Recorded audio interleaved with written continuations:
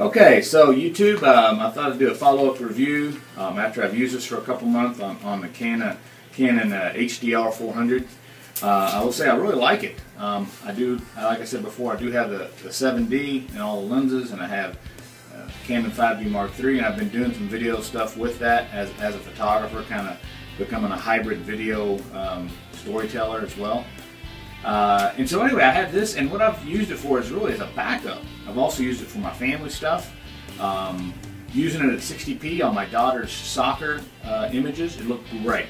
So if you're filming that type of stuff for kids and things, the face tracking is incredible. The autofocus keeps up. There's no way I could manually do it as fast as it does. A few things, probably if I had to do over, I'd have probably gone with the next step up from the 400 because this does not have Wi-Fi. I didn't realize that. I thought I did, and I was wrong in that assumption. Of course, I'm not sure that's worth $100. Add in the 8 gigs of memory, and maybe that makes it worth it. But really, I just use the internal cards, and I don't miss it. I don't miss not having Wi-Fi. I'm going to probably, even if I had Wi-Fi, I'd still plug the card in because that's what I'm used to doing. The other thing I would say about it is it does have a lot of capabilities. You can adjust white balance, you can adjust the exposure, you can adjust the focus manually. There's not a place to put on here. A lot of people ask me about a wide angle lens adapter. No way to put one on here. There's no lens threads built into it, and if you were to put something on here, it would have to be glued on or something, I guess. It's just not going to work. So this it's fine. I think it gets wide enough for most uses. I had it for a while, but let me show you about the other mics and the other stuff because a lot of people keep asking me about that. And I'm using an iPhone 5, by the way, right now for videotaping myself. And so the great thing I like about this is that it has this internal mic or external mic jack. And I can also put a set of headphones. Now, David Learning DSLR suggested these. They're the AKG brand. And the reason why is because they're real loud, what he liked about them. And I agree with him. Now, if you go to put it in this little second port, if you can see that second port, there's the microphone in, then there's the audio out.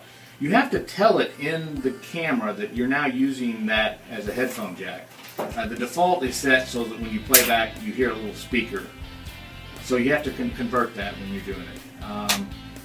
The other thing I would say is that as far as the battery goes, I like the Canon battery a lot better. I do have the Wasabi brand, the off-brand batteries, and they work fine. But they don't give me a feedback in terms of the amount of minutes I have left on the battery. And I really like that feature. So when I go to grab a battery, if this one's charged, this is the one I'm grabbing, I find. So now let me show you the bracket that we have. I have 2 brackets that I bought, and a lot of people ask me about the one on my first video, and I've also got a light. So here is the first bracket I had. It was the Opteka, I believe, Opteka brand. X grip it says on it. This is about 19 bucks. Real simple as you saw before. I'm going to put this on the camera.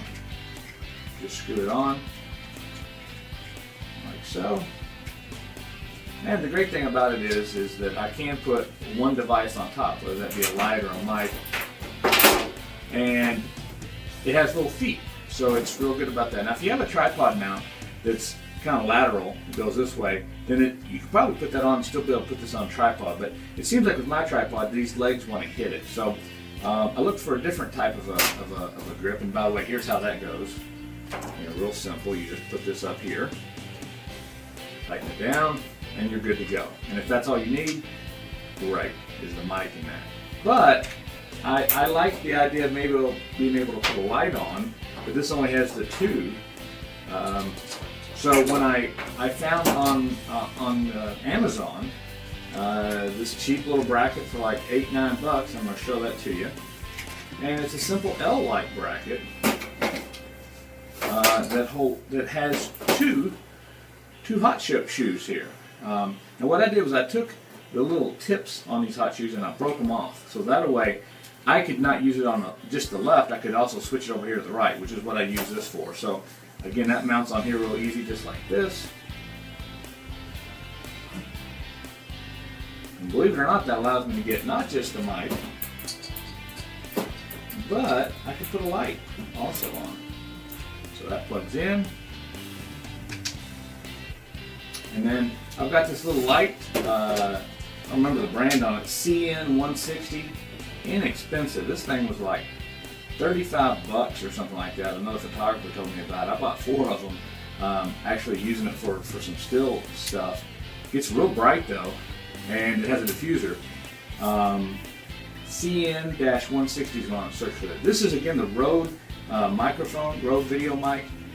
There's a less expensive version of this, but everybody seems to think this one's better for different reasons. It uses a little 9-volt battery. I don't get any hum off of this light, but that is a cool little setup, don't you think? I mean, it's portable, it's nice, it holds both, and I've got some pretty good footage out of it, so I'll see if I can put that on here too. So that's my review. That's the mic. I'll put the links below in the crossbar below here, and you know, good luck with it. I'm loving it, and I hope this bracket thing kind of helps some people who had questions about it. Okay, thanks for all your feedback, and I appreciate that some people are even answering questions for me, because I'm going to try to answer your questions, but I'm only being able to do that about once a week because I'm pretty busy. This is our busy time of the year. So I hope that's helpful. Thanks.